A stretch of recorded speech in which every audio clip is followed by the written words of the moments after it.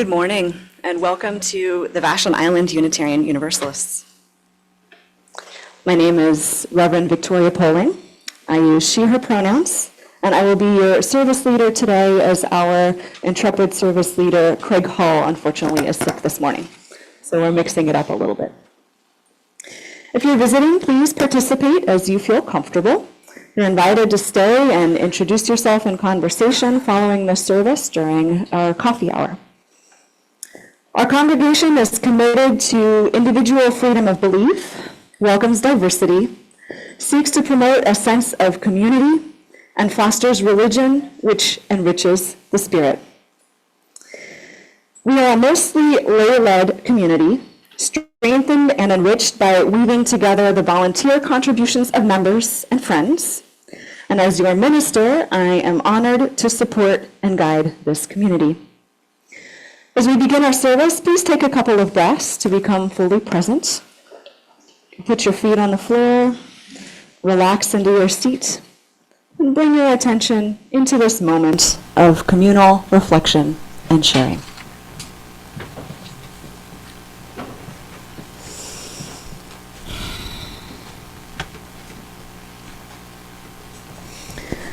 We acknowledge that we are on the traditional homelands of the Squamish Coast Salish Native people. The Puyallup people have lived on and stewarded these lands since the beginning of time and continue to do so today. We recognize that this land acknowledgement is one small step towards true allyship, and we commit to uplifting the voices, experiences, and histories of the indigenous people of this land and beyond. Whoever you are, whomever you love, however you arrived here, whether or not you received a fish at the front door, you belong here. And I'd now like to invite Judy Whitney and Sally Betts to come forward to read and light our chalice.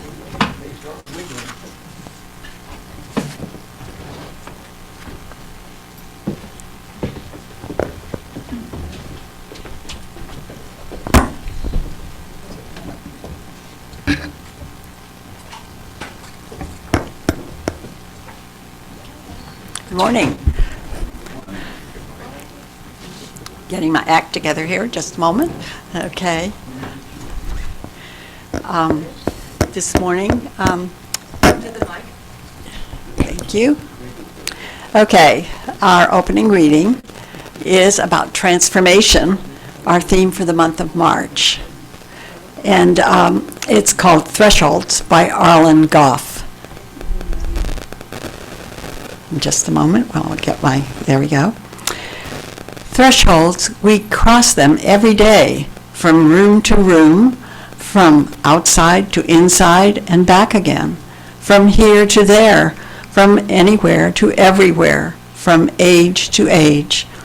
Each threshold offers an opportunity for change, for renewal, for transformation, from what we were and what we are to what we can be. In this hour and in this place, we cross a threshold from, our day-to-day everydayness into space and time, attuned to the other, to the sacred, to the holy, to an awareness of new life pregnant with possibilities. How will we be renewed in this moment? How will we be changed by this hour? How will we be transformed through this gathering of beloved community?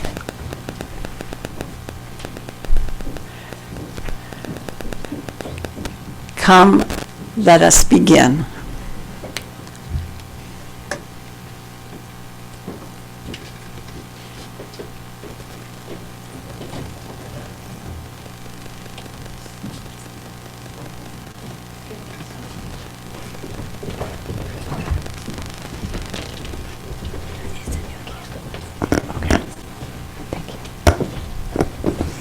Thank you, Judy and Sally. Today's service format is a little different. This is a multi-age service about the concept of right speech, which was created by Reverend Erica Hewitt. This is for the young and for the young at heart, and all of us who are both wise and also sometimes not so wise. As we begin, let's rise in body or spirit and sing number 361 in your gray hymnal, Enter, Rejoice, and Come In.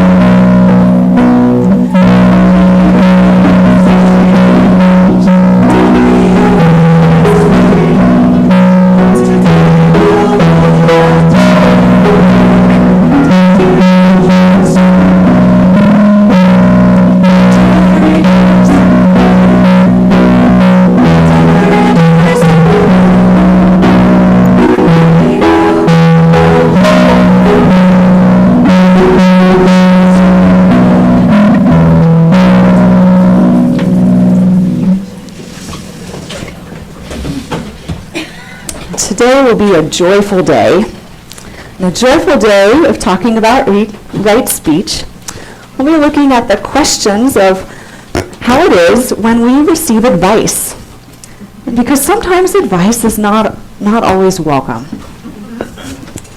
Have you ever been doing something well, or at least reasonably well, only to have someone else tell you all the ways in which they thought you were doing it wrong? Have you ever been helped a little too helpfully by someone when you didn't really want their help? Well, you're not alone. That's how Motki the fish peddler felt. Motki, would you please wave so folks can see you? Here's Motki, our fish peddler. Thank you, Motki. Well, who's Motki? Motki is a nickname for boys or men who are named Mordecai. And today we're going to hear a story about a fish peddler named Motki Rabinowitz. The story was written by a man named Sims Tabak. Sims heard the story once upon his time from his Zeta, his grandpa. In fact, his Zeta told lots of stories. Sims' Zeta and his stories come from the Jewish tradition. These stories have some Yiddish words in them. And I bet some of you here know some Yiddish. You've already learned one word just now, that's Zeta for grandpa. And you may know some others.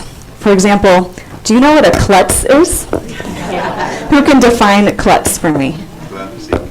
Clumsy, thank you, Jim. Have you ever heard of chutzpah? Yes. What does that mean? Someone else. Wholeness, happiness. Wholeness or happiness. Fantastic. Or have you ever said yada, yada, yada when someone was talking too much? Well, that's Yiddish too. Almost all of us speak a little bit of Yiddish, even though we may not know it. Yiddish is part of the story about Motki Rabinowitz, the fish peddler, because the story is full of kibitzers and cockamamie. That's more Yiddish. A kibitzer thinks that they know better than you and gives advice that's not so great and that no one really asked for in the first place. And a kibitzer sticks their nose in other people's business. You may be wondering, so what is Yiddish? Well, Sims Tabak thinks of the language as a big pot of soup with a little of this and a little of that thrown in. Some German dialect mixed with a little French and a little Italian. Yiddish was once the everyday language of the Jewish people who lived in Eastern Europe. Their lives were sometimes difficult, but they struggled on and found strength in their songs, their dances, and most of all, their stories, just like the stories that Sims Tabak heard from his Zeta. So as we enter into our multi-age story, we'll join in singing words that are similar to Yiddish. The Hebrew words of the hymn, Shalom Chavarim. And these words are especially poignant today, when thousands of Palestinians are dying in Gaza, as they speak to the longing for peace held also by many Israelis and people who are Jewish. These words mean peace, my friends. Peace, my friends. Peace until we meet again. And Leslie will play it through once for us to learn. This is number 400 in your gray hymnal. And I invite you to go ahead and stay seated as we sing this contemplatively.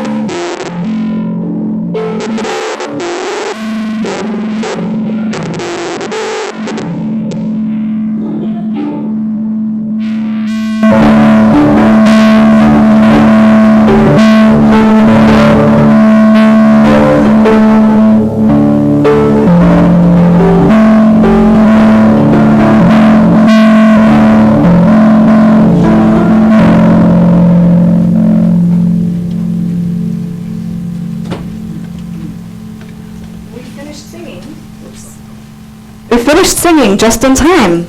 Here comes Moki the fish peddler now.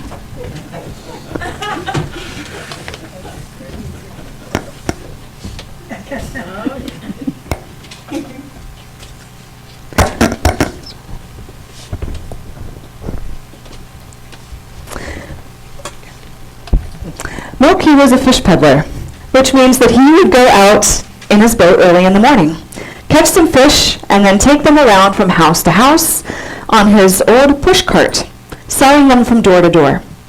By afternoon, he'd usually sold all of his fish, all but one, which he would take home to cook up for his own supper.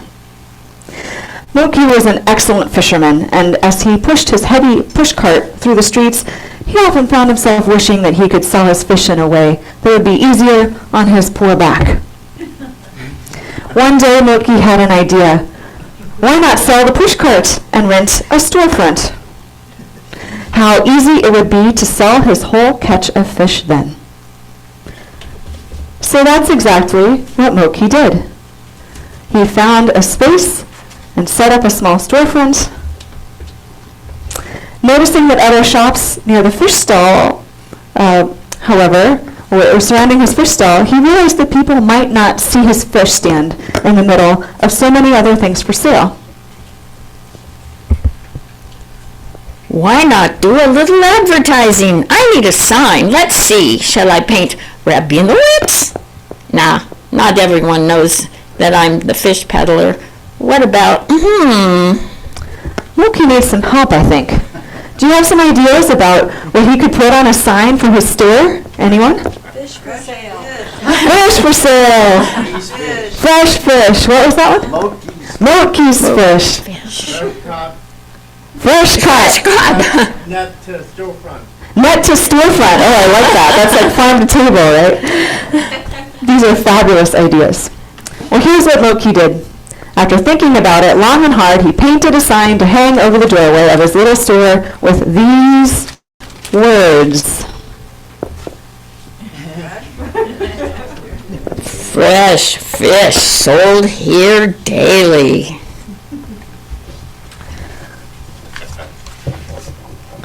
So Moki had just climbed the ladder, hung the sign, climbed back down, and put the ladder away when his first customer arrived, began to sell the catch for the day. However, among the stream of customers, a kibitzer came by.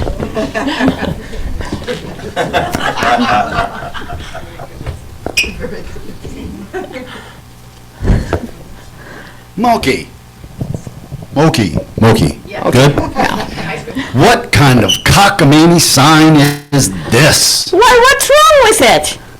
Fresh fish sold here daily? Fresh? Fresh fish? Of course it's fresh. Would you sell fish that wasn't fresh? Your customers may get suspicious. No. Here they come, talking behind your back. Yes. I mean, no. You're absolutely right. So Moki painted out the word fresh and replaced the sign, settling back behind his counter of fish. His sign now read,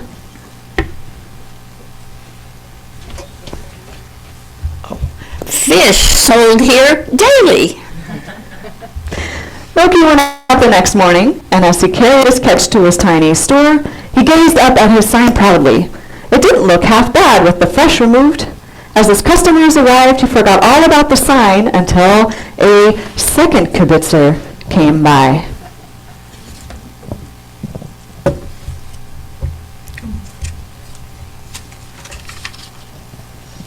I like your sign, Moti. Thank you. But should you say sold? Of course you sell fish. This is the store, no? Every merchant here is selling their goods, no? You don't give your fish away for free. Do you really need to tell people you're selling the fish? Yes. I mean, no. You're absolutely right. So once again, Moki climbed up to his sign and painted out the word sold. Now Moki's sign said, Fish here daily. as he looked at the twice altered sign, Moki thought that keeping 3 words out of the original 5 wasn't bad. It was short and to the point.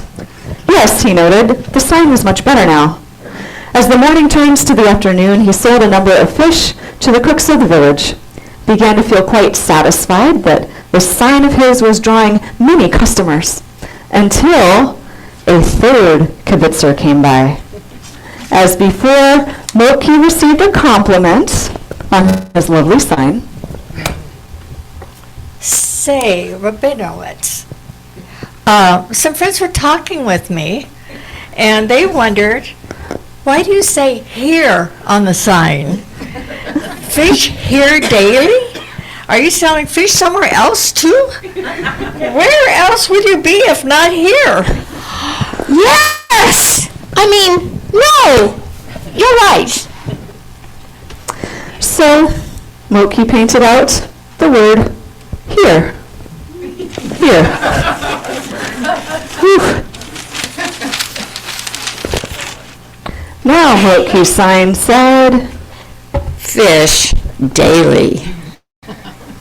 as he packed up his little storefront that day and wrapped up his fish to take home, Moki felt slightly puzzled and a little uncomfortable. He couldn't quite remember how his magnificent 5-word sign had now been reduced to the words fish and daily, and he didn't like the feeling that people were talking about him behind his back. Let's give Moki a break for a moment as we shift into joys and concerns. Donna, would you come and guide us?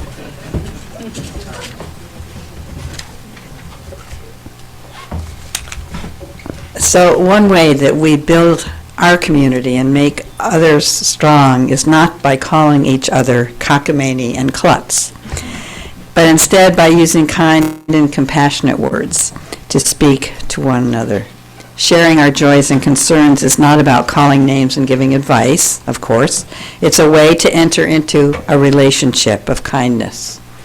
When we share the special or sad moments in our lives and invite people to see into our hearts, then we're also asking for their support.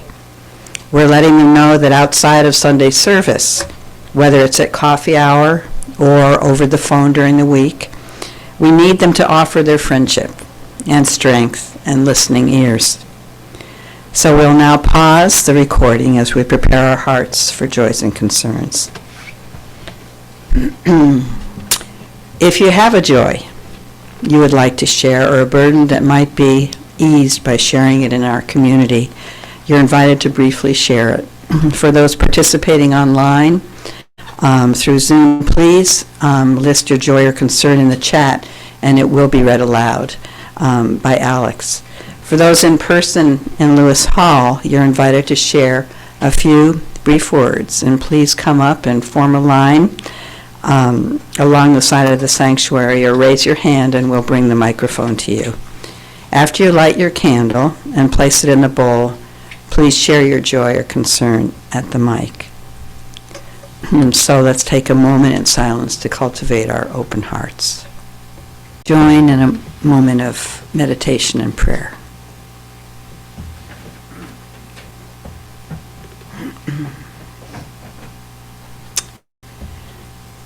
Great mystery, Spirit of love and life. We give thanks for this caring community, this group of people who hold our sadness when it overflows in us and share our joy in the same way. We're grateful for the gift of speech, that we might offer creativity and help and speak of our love and commitment to each other. We're grateful for the gift of listening, through which we invite the speech of others, opening their hearts to unlock wisdom and healing.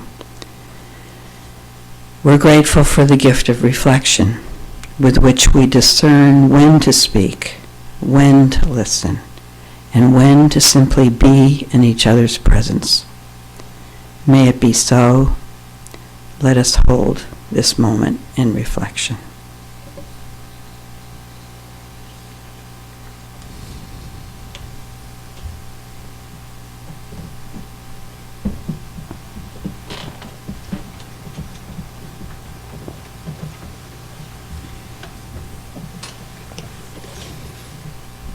Our hymn of response will be a little different today. We're mixing things up with a new hymn that goes with our theme of right speech.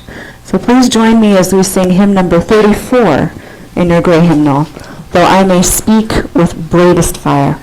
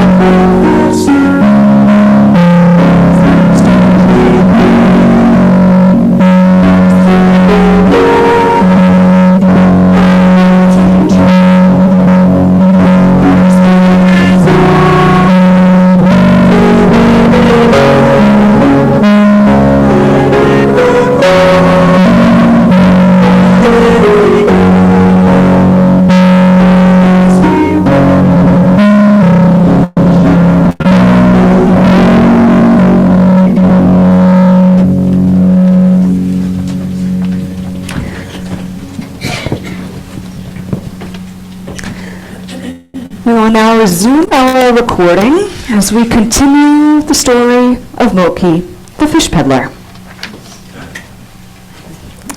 The next day, like every other day, Moki again carried his catch of fish to his little store with its thrice-altered sign.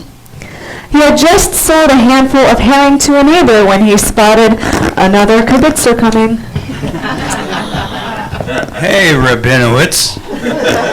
Your sign is a little What is it? Your sign is a little farblonget.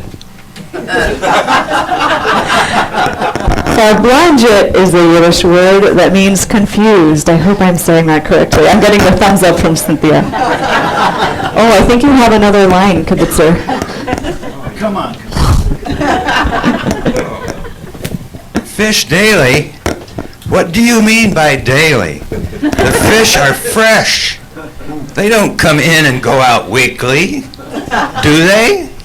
And your fish are fresh, are they not? Yes, I mean, no. I'm in complete agreement. Oh dear. Poor Moki. Oh, the other way.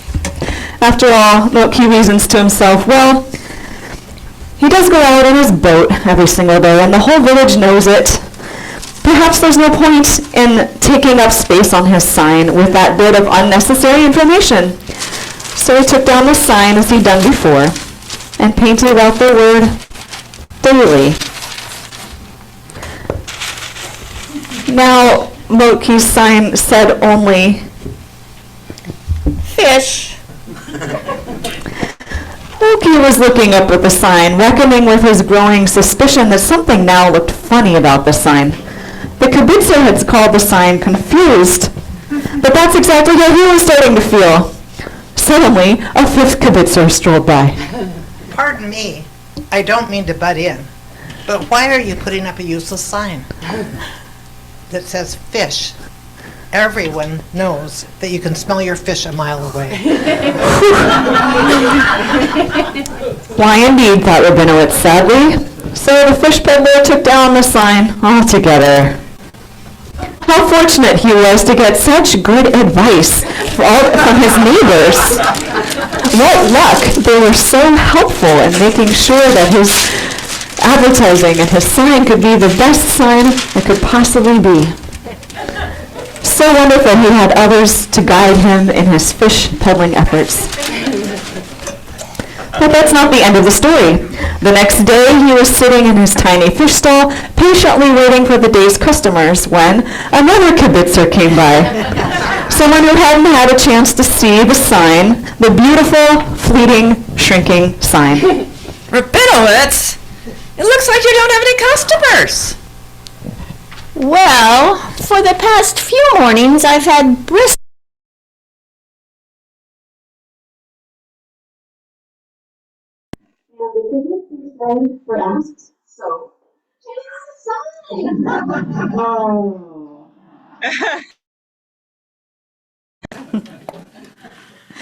Thank you to all the kibitzers.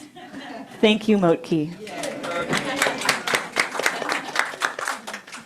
And now it's time to receive our offering. Donna, will you guide us?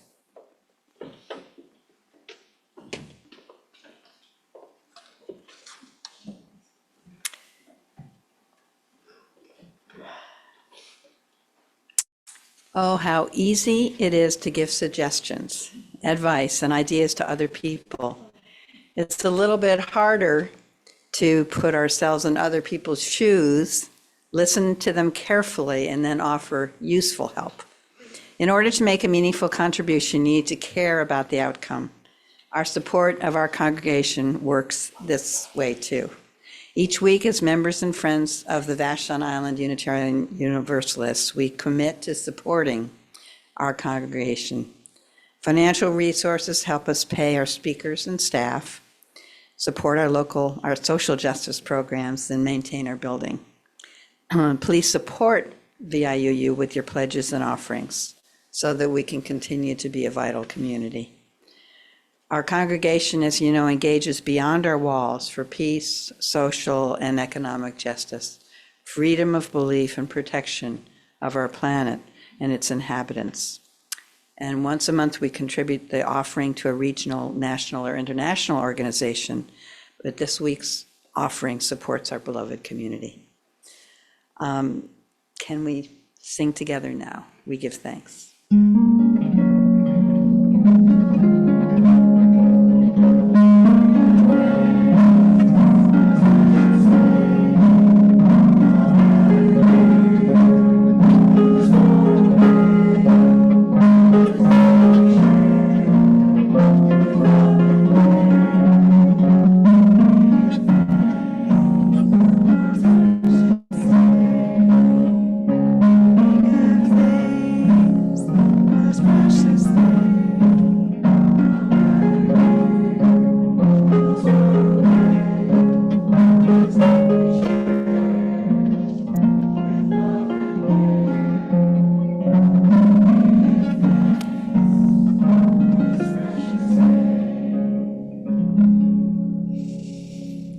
Thank you, everyone.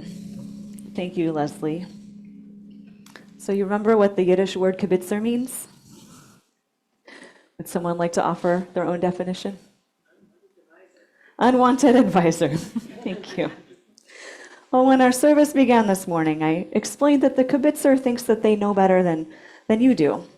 And in our story, they gave advice that wasn't all that great and wasn't really asked for by Motki. And they were really making Motki's business their business when it seemed that he was actually doing just fine already, didn't it? In our story, the kibitzers gave advice such that the sign became less and less sensible over time. And while good intentioned, this combination of not very useful and not asked for didn't work. So maybe they were trying to help. In fact, I'm sure they were trying to help. But they only ended up confusing things. Sometimes all of us are a little bit like kibitzers.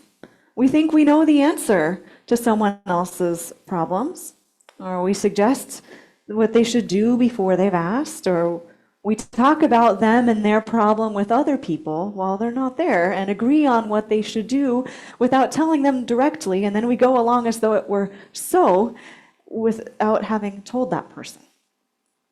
Sometimes we give advice only when it's too late. Can you think of a time when you might be willing to admit to having done one of those things? Oh, yes, Motki has done it too. Well, there's another religious tradition, Buddhism, that has something to teach us about when to speak and when to keep silent. In the Buddhist tradition, right speech means knowing how and when to use our words. You can probably guess what right speech is, since all of us know something about when communication feels right and when it feels, well, not so right. In the Buddhist tradition, the definition of right speech differs slightly from teacher to teacher, but there are 4 conditions that Buddhists agree on. Would you like to guess the characteristics of right speech? Anyone? Listen deeply. Over here? My way? Kind. Concisely expressing and feeling like you said everything you wanted to say, but yet not overwhelming at the same time. Ah, that's a good one. Expressing yourself concisely with all of the meaning you wish to convey, but not overwhelming the person with a lot of words. Yeah. When it's invited, yes. Compassionate. Connection. With connection, care and connection for the person you're speaking to. You know all about right speech. This is wonderful. Well, according to Buddhist teachers, right speech entails these things. First, our words need to be truthful, which is mostly pretty easy. Most of us know when we're saying something that's true and when we're saying something that's not true. And if we don't know, it's because there's something we haven't learned about ourselves or the world yet. Second, right speech is speech that's kind and promotes harmony, even if it first means disagreeing with someone whose speech or actions are causing harm. As our song that we sang earlier puts it, we can speak with bravest fire, but if our words don't have love, then our voices are like sounding brass or clanging cymbals. All of us here know how important love is because everyone here has probably been on the receiving end of words that hurt your feelings or made you feel put down. So we know that words matter and that there are many ways to phrase a single message. And kind speech happens when we make some efforts to find words that leave the other person feeling good. Now, of course, the intention matters too.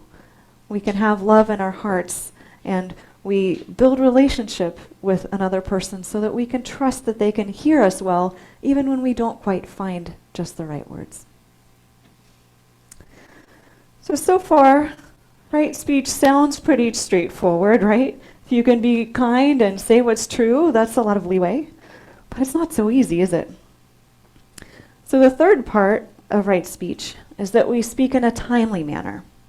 Timely means that we speak up in the moment when people are actively trying to express themselves or solve a problem or share their feelings, or as soon as possible after we've had a little time to think about it, because some of us process better afterwards on our own, and some of us can respond in the moment, so we make some room for each other. But not a whole lot later, when the problem is worse or something's festering and it's too late for our insight to help. So, this was supposed to be a dialogue with Craig. I see Craig's line right here. Craig says, imagine Craig, I think I get it. You mean if I accidentally break something, I should tell someone right away and not wait for them to find it a few days later? Well, exactly, Craig. Thank you for asking. And there's only one more thing to add, which is the fourth part. Our words become right speech when they're helpful or useful. We speak when there's a reasonable chance of our words being beneficial to another person. When that person really needs to know something that we know and wants our input to change something. Now I'd add empathy into that category when someone really needs our empathy and we know that they need it. Don't forget about kindness. Sometimes we also give advice that makes us look good, where we're showing off a little bit about what we know. But speech that is truly useful makes the other person and the relationship between us stronger. So what does all of this have to do with Motki trying to sell fish?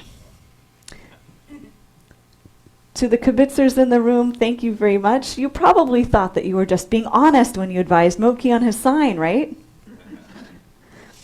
And you were timely in your advice because you sure didn't waste any time giving Motki your honest opinion.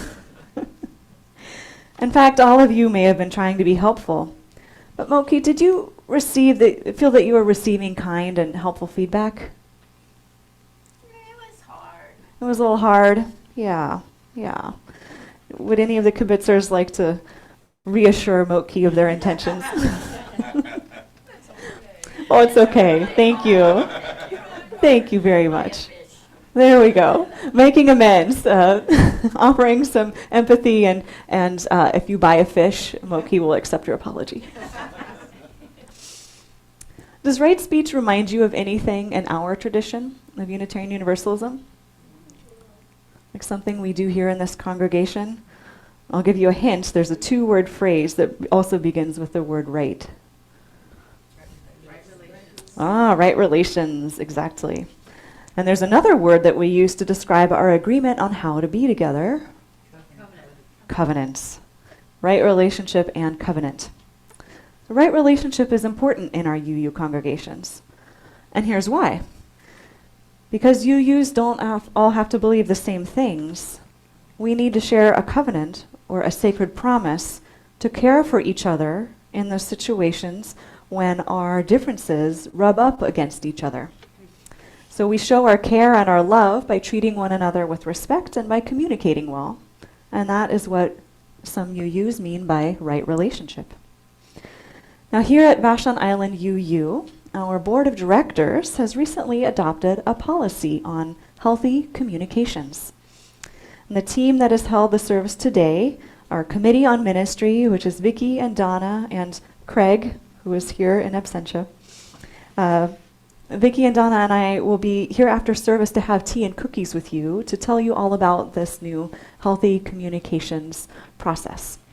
So you're welcome to join us a little bit after coffee hour. But before we leave the service, we're each going to go fishing. And instead of fishing for fish, we're fishing for words that lead to right relationship and to loving covenant. So I hope each of you received a fish when you arrived today. Not a real one, of course. That's Motki's territory. And if you didn't, we have a basket. Donna, I think, is going to pass around the basket and with pens. And I'd like to invite you to take a moment to reflect on this question. What words coming from another member of this congregation have warmed your heart? Or if you're visiting, what words would warm your heart if you heard them from another person? Which words have made you feel valued and cherished or loved when you felt sad or lonely? So when you're ready, go ahead and write on your fish the words that symbolize right speech or right relationship to you. And if there's someone next to you who needs help writing, please help them too. Looks like we're passing out the pens now. And Leslie, would you play some reflective writing music? We'll just take a few minutes to write and reflect.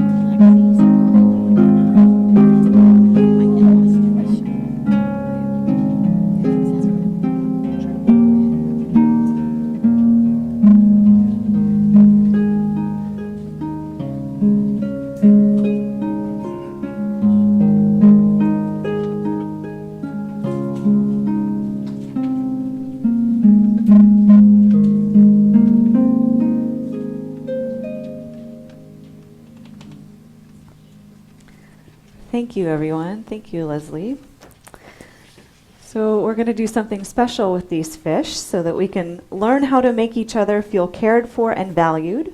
All of your fish are going to be hung up on the wall or maybe on the door so that we can read each other's wishes for right speech here in the congregation. And if you wrote something that feels tender or especially personal, you don't need to put your fish in the basket. That's okay. That's something you can hold in your heart. So Vicki is coming around with the basket, and we will be taping those up. So again, I want to remind folks, after coffee hour today, the Committee on Ministry will be meeting with you, anyone who's interested in learning about our VIUU Healthy Communication Steps that our board recently adopted so that we can continue to practice right relationship and covenants with each other.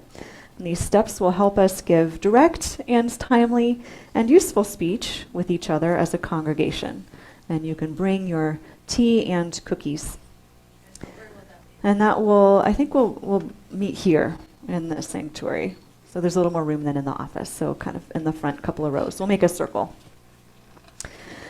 As we end our service of multi-age friendship and fun and go into our day in this coming week, let's remember that making our communication feel good and communicating directly with each other is an important way to show that we care. Whether we're here at VIUU or out selling fish. So let's sing a closing song before we extinguish our chalice. And I invite you to rise in body or spirit to sing number 131. It's 131, Love Will Guide Us, which is in our gray hymnal.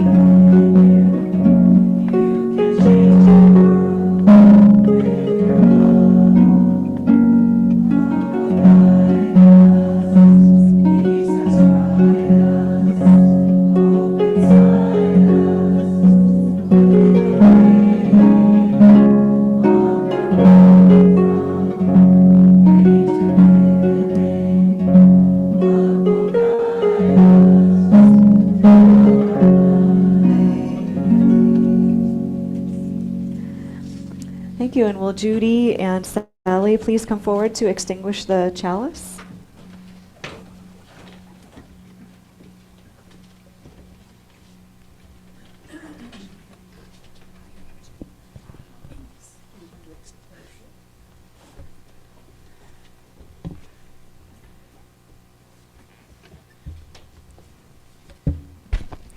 Yes, we're going to extinguish this chalice with these words adapted from the Lessons of the Dandelion by Laura Thomas.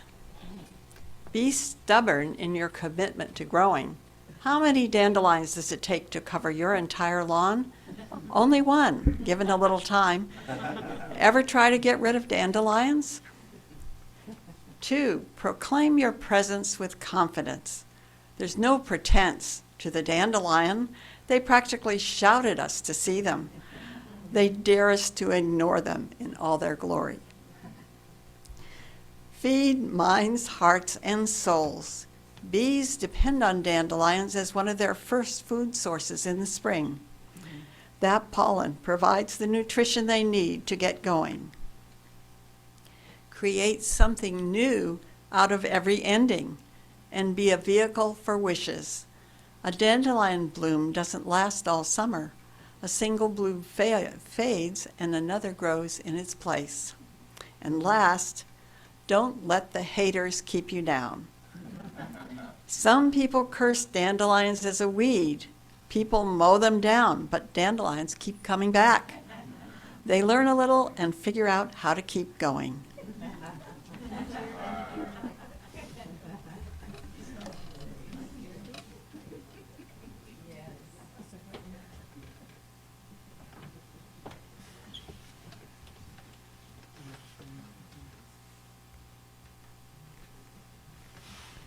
Sally, it's okay.